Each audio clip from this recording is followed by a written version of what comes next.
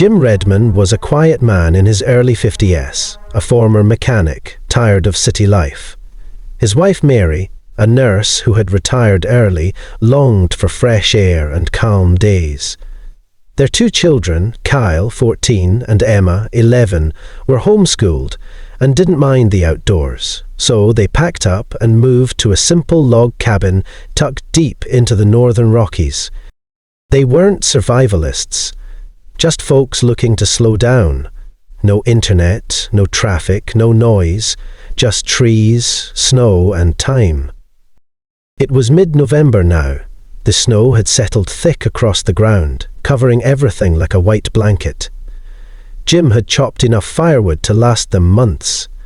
They had food stocked, and the generator was humming fine.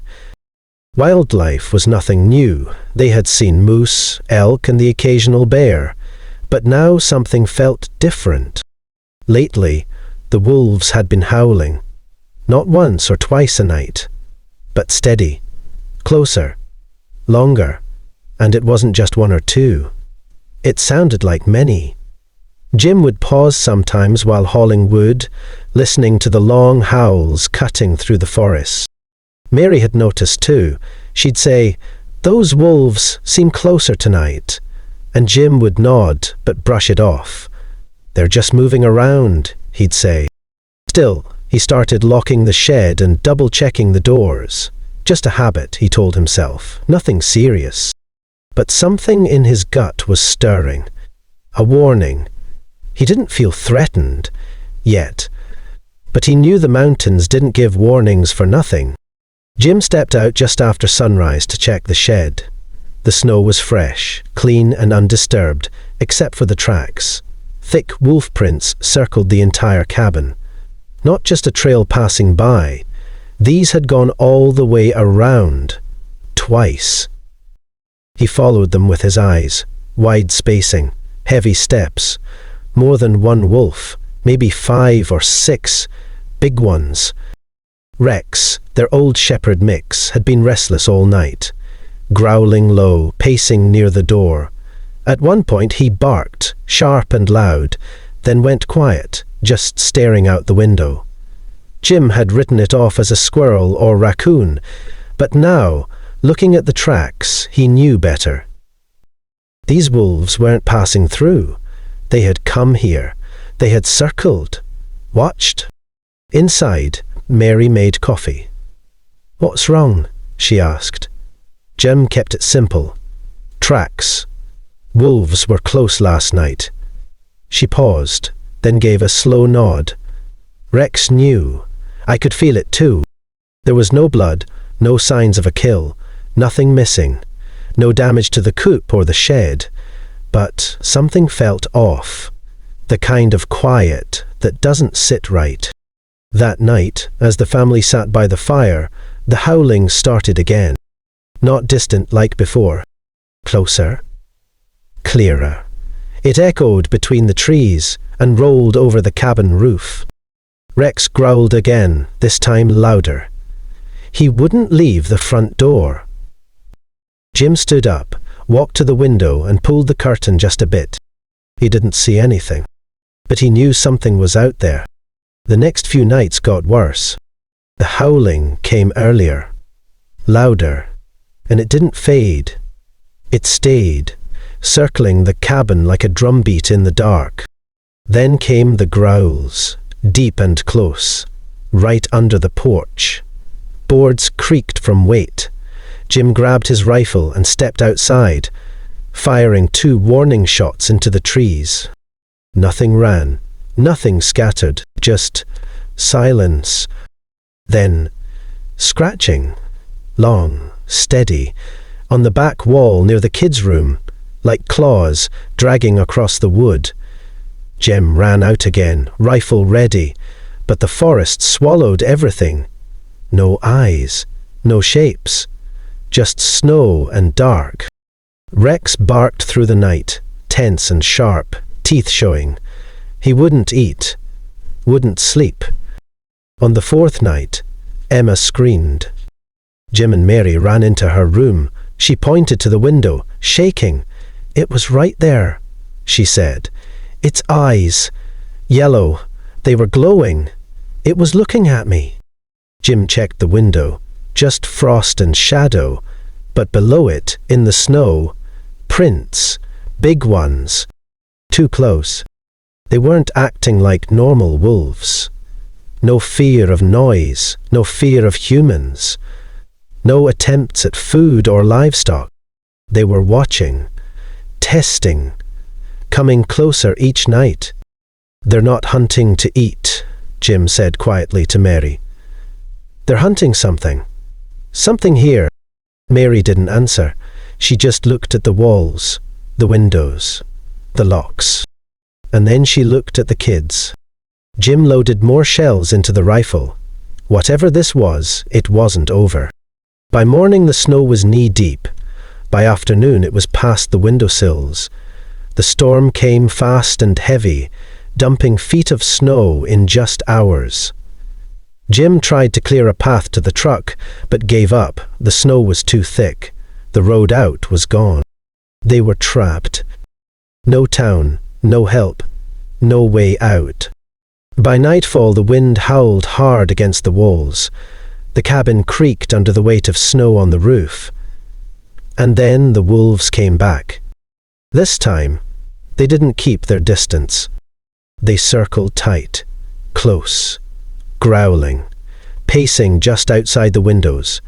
Their prints were heavy in the snow, all around the house. Rex barked like mad, jumping at the door, teeth bared. Then silence. No yelp, no whine. Just silence. Mary called his name. Nothing. Jim grabbed his rifle, opened the door an inch, and peeked out with a flashlight. No Rex, just empty snow and the shapes of wolves in the tree line, watching, waiting. Then the power cut out. Everything went black. The hum of the fridge stopped. The heat clicked off. The lights died. Only the wind and wolves remained.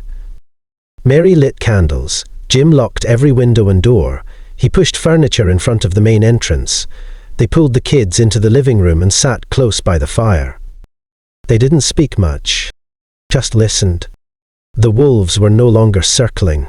Now they were trying to get in. Scratching, thumping, slow pressure against the doors. "Emma, I know we're stuck," Jim said, gripping the rifle tight. Emma held onto her mother. Kyle kept staring at the window. Jim kept the fire going. The wind roared. The wolves waited. And the night stretched on, long and cold. No help was coming. Just after midnight it started. A loud thump hit the side of the cabin. Then another. Then glass cracked. Jim ran to the kids' room. One of the wolves had jumped at the window, leaving deep claw marks and a spreading fracture in the glass. Not testing anymore. Attacking. Seconds later, something slammed into the back door, hard. Wood shook.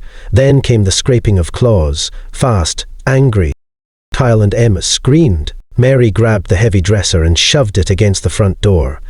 Jim rushed to help, then turned and fired a warning shot straight up through the ceiling. The sound thundered through the cabin. Bits of plaster rained down. But outside, nothing changed. The wolves kept coming. They weren't scared. They weren't stopping. Another hit on the back door. It bowed but held. The window cracked louder. Jim could see one of them now. A massive wolf, eyes locked on the cabin, body tense and ready. "It isn't normal," Jim said out loud, more to himself than anyone. Mary held the kids close. She was shaking but silent. The wolves were working as a pack, pressing every side of the house at once.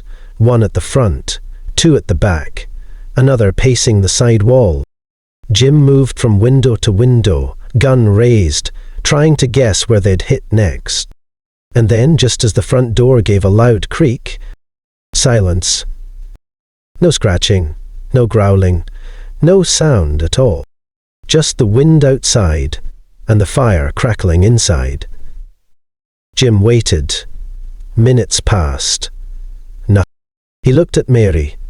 She looked back, confused and tense. Waves of fire. It stopped, she said. But no one relaxed. Because silence didn't feel like safety. It felt like something worse was coming. Then came the roar. Not a wolf, not a bear. It shook the trees, deep, loud, and unlike anything Jim had ever heard. It rolled through the forest like thunder. The wolves stopped. Every one of them. No growling. No scratching. Just stillness. Then, a low whimper from one. Another turned and bolted into the woods. The rest followed, tails down, moving fast and afraid. Jim stepped to the window and looked out into the dark. That's when he saw it. A shape, tall and wide, stepping out of the trees. At first he thought it was a tree moving. Then it took another step. It was a giant, covered in thick dark hair, shoulders as wide as a door, arms hanging almost to its knees. It didn't snarl. It didn't rush. It just walked forward, slow and steady. The wolves were gone now, not one left in sight. The creature didn't chase them, didn't even seem to care. It stopped near the edge of the clearing and stood still. He didn't look at the cabin at first. Just stood there, breathing heavy, steam rising from its mouth into the cold air. Then, slowly, it turned its head toward the cabin. Its eyes didn't glow. It didn't raise its arms or make a sound. It simply looked. Jim didn't move. Mary held the kids tight. No one said a word. They all just watched.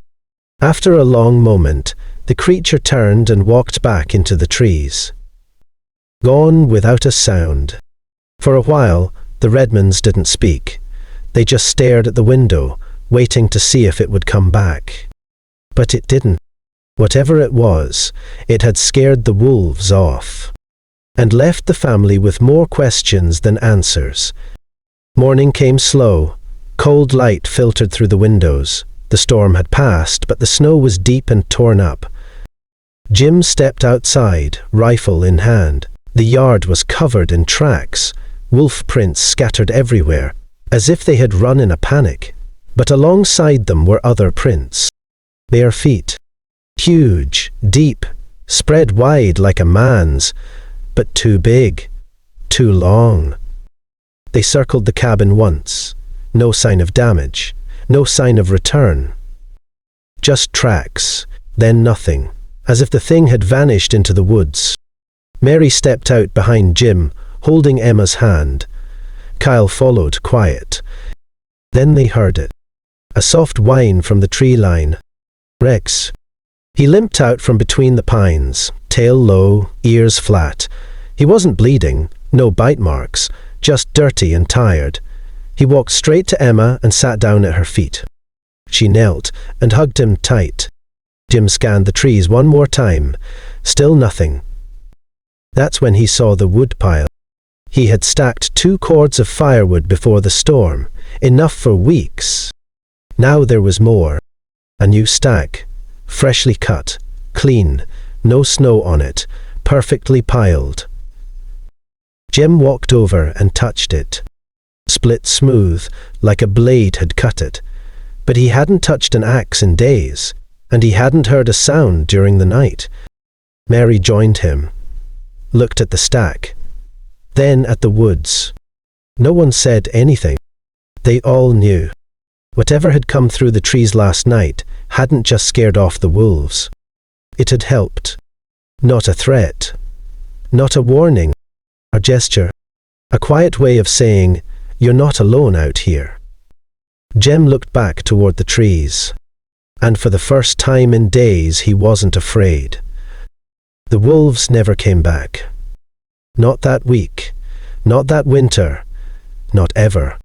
Jim checked the trail cameras he had set up along the tree line. Nothing on them, just wind, snow, and shadows. No wolves, no creature, nothing strange. He didn't mind. The Redmonds said nothing to neighbors. Nothing to the few folks in town when spring came. Not out of fear, but respect. Something had stepped in when they needed help. Something that didn't want thanks or attention. Just silence. Trust. That silence became a quiet pact. Each winter, without fail, a fresh stack of chopped firewood appeared near the shed, always after the first big snowfall. Always split clean. Always untouched by snow, like it had just been set down. No footprints, no sound, no sign of who did it. But the Redmonds knew. Jim would nod toward the woodpile, say nothing, and go back inside. Mary would smile softly. The kids, now older, had stopped asking questions. They just knew. It never came back to the cabin, never showed its face again. But they felt it, in the woods, in the quiet, watching, but never close. It had made a choice that night. To help instead of harm. And the Redmonds had kept their end of it. No pictures, no stories, no noise. Just thanks, left unspoken. Some things in the forest aren't meant to be chased or proved. They're meant to be respected and left alone. Years later, Jim sat on the porch, older now, grey in his beard and slower on his feet. The kids were grown.